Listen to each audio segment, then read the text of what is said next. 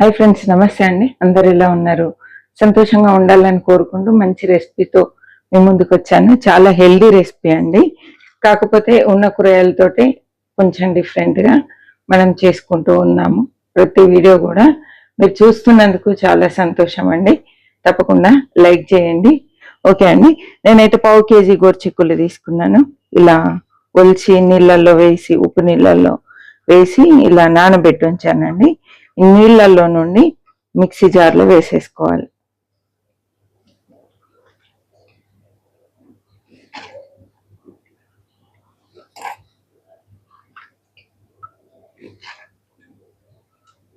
చాలా చాలా టేస్టీగా ఉంటుందండి. చాలా బాగుంటుంది. తప్పకుండానైతే మీరు ట్రై చేయండి. పిల్లలు ఒకే విధంగా అంటే తినరు. ఇంట్లో వాళ్ళకు కూడా బోర్ కొడుతూ ఉంటుంది. కాబట్టి ఇలా కొంచెం డిఫరెంట్ స్టైల్లో ప్రిపేర్ చేసుకుంటే తినడానికి ఇష్టపడుతూ ఉంటారండి. ఇక్కడ వెల్లుల్లిపాయలు ఒక 6-7 వెల్లుల్లిపాయలు వేస్తున్నాను ఇందులో. ఇప్పుడు దీన్ని కచ్చపచ్చగా మిక్సీ పట్టుకోవాలి. ఇక్కడ చూడండి, ఇది ఇలా కొంచెం నలిగినట్టయితే సరిపోతుందండి. వెల్లుల్లిపాయ వేసాం కదా, మంచి వాసన వస్తుందండి. స్టవ్ ఆన్ చేసుకుందామండి. కొంచెం మందపాటి కడాయి తీసుకున్నా. ఒక 2 టేబుల్ స్పూన్ల ఆయిల్ వేస్తున్నా అండి. ఆయిల్ ఎక్కువ పట్టదు. కొంచెం కడాయి వేడైన తర్వాత ఆయిల్ వేసుకోవాలి.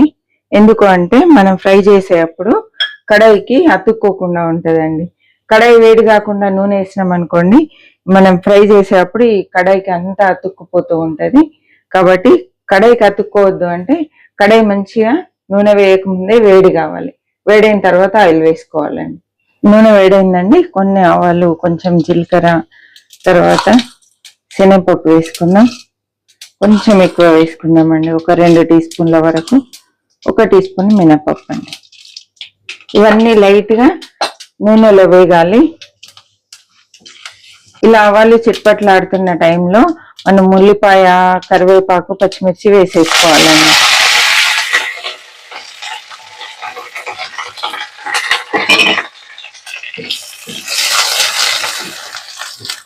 తాలింపు కూడా మంచిగా వేగిందండి. పప్పులన్నీ వేగిపోయాయి. ఇలా అయిన తర్వాత ఇప్పుడు ఇందులో కొంచెం ఒక పావు టీ స్పూన్ వరకు పసుపు వేద్దాం. పసుపు వేసి అంతా ఒకసారి కలిపేసుకోవాలండి. కలిపేసుకొని స్టవ్ పూర్తిగా సిమ్లో పెట్టేసి ఇప్పుడు మనం నూరి పెట్టుకున్నటువంటి ఈ గోరుచిక్కుడు ఇందులో వేసేసుకోవాలి.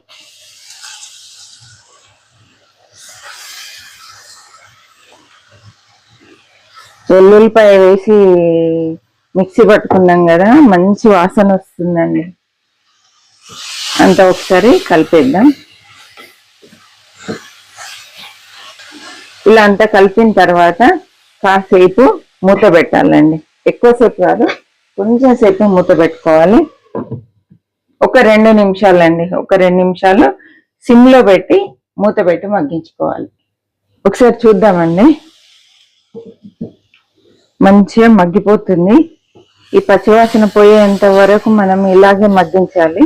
అయితే ఒక చిన్న టిప్ అండి, గోరుచిక్కుడులో ఒకలాంటి వెగటు, ఒక చిన్న చిరు చేదు అనేది ఉంటుంది. అది మనకు తెలియకుండా ఉండాలంటే కొంచెం షుగర్ వేసుకోండి. బెల్లమైనా పర్లేదు. మీకు తీయటి కూరలు ఇష్టం ఉంటే మాత్రం 1 టీ స్పూన్ వరకు వేయండి, లేదా ఒక పావు టీ స్పూన్ వేయండి. అసలు మీరు షుగర్ వేసినట్టు తెలియదు, కానీ రుచిలో మార్పు వస్తుంది. కర్రీకి కమ్మదనం వస్తుందండి. షుగర్ వేసేసి అంతా కలిపి మళ్ళీ ఒక 2 నిమిషాలు మూత పెట్టి మగ్గిద్దాం. తొందరగా ఉడికిపోతుంది ఇలా చేస్తే.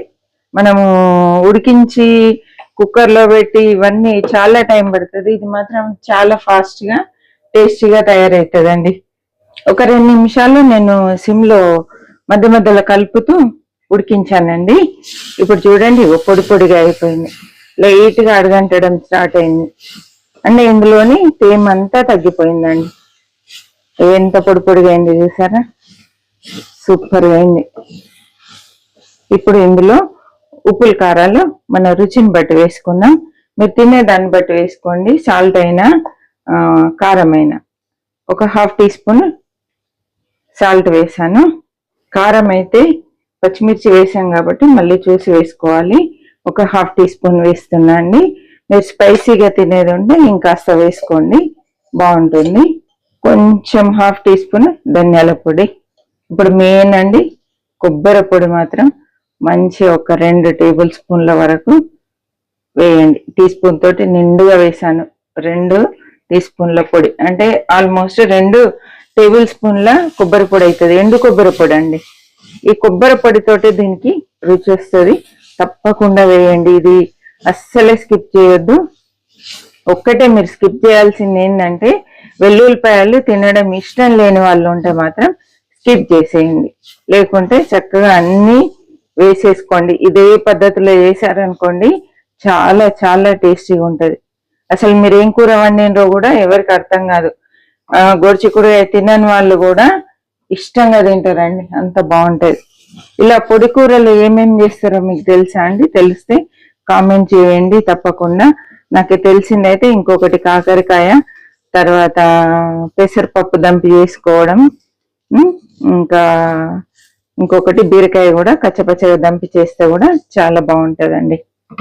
కాకపోతే బీరకాయలో నీరు ఎక్కువ ఉంటది కాబట్టి గుజ్జు గుజ్జుగా అవుతుంది, ఇంత పొడి పొడిగా రాదు. ఈ రెసిపీ మనం అన్ని వేసిన తర్వాత కూడా మూత పెట్టడమే అండి.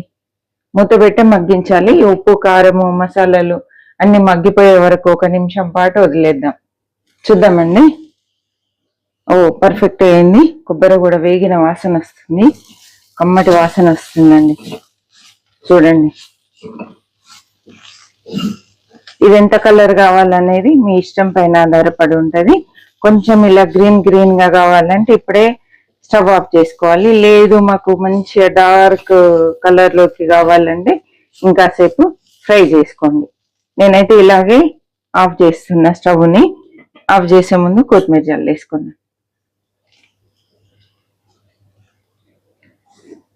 ఒక్కసారి అంతా కలిపేస్తున్నా. ఈ వేడికే మగ్గిపోతుంది. స్టవ్ ఆఫ్ చేస్తున్నా అండి. చూసారు కదా ఎంత సూపర్ గా, ఎంత ఈజీగా, కలర్ఫుల్ గా, టేస్టీగా మనం డిఫరెంట్ స్టైల్లో గోరుచిక్కుడు కర్రీ తయారు చేసుకున్నాము. ఈ రెసిపీ ఎలా అనిపించింది ఏంటి అనేది తప్పకుండా కామెంట్ అయితే చేయండి. కొంచెము టేస్ట్ చూద్దాం ఇప్పుడు మనం.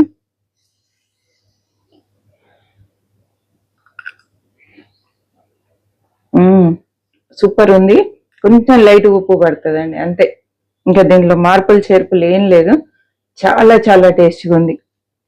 తప్పకుండా ట్రై చేయండి. ఒక్కసారి చేయండి. సింపుల్ రెసిపీనే కదా.